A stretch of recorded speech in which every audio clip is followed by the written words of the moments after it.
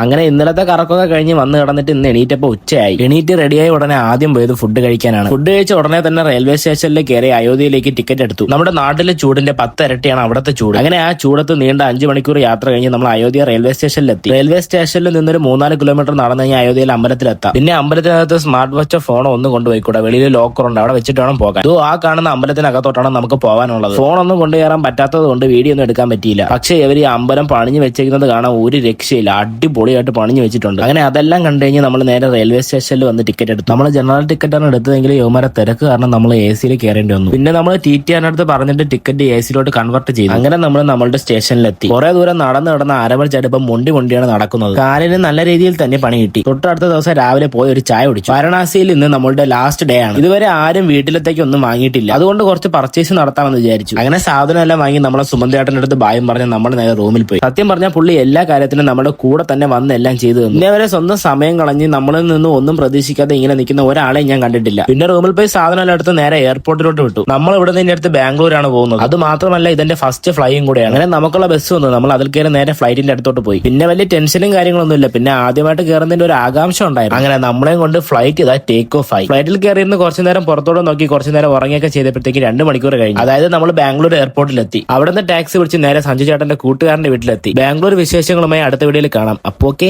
By.